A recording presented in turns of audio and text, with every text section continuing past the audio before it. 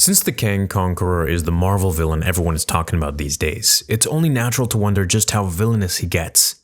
The MCU seems to be setting him up as its next big villain, but how exactly do you up the ante after Thanos wiped out nearly half the universe?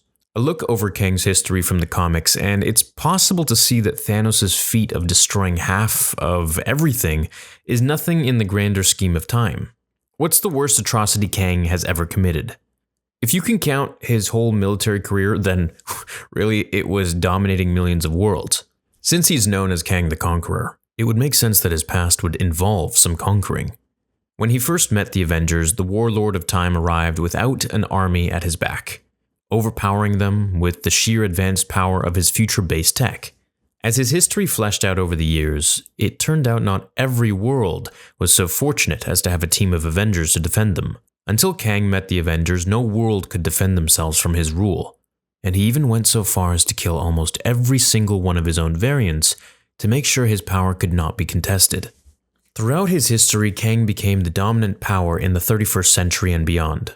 After conquering his own Earth of the far future, the Warlord set off in the cosmos, conquering all of the time around him and laying waste to any resistance that he met.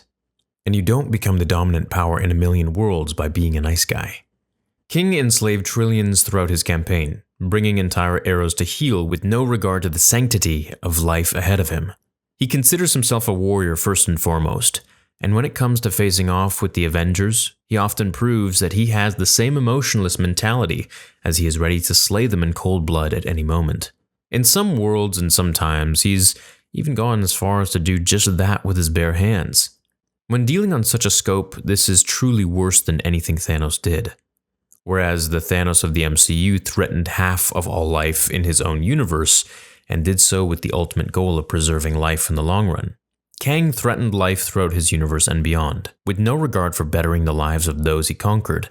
It can even be said that Kang is worse than Dr. Doom, and that's a pretty high bar to pass. At least when Dr. Doom conquers the Earth, he attempts to prove himself worthy as its leader. When Kang conquers anything, he moves on to the next conquerable target. If the MCU is looking to up the ante, then this is the way to go, because Kang may just be one of the most atrocious villains in the entire Marvel catalog. Thanks for watching this video. Leave a like if you enjoyed it, and subscribe if you're new here. I'll see you in the next one. Until then, remember, with great power comes great responsibility.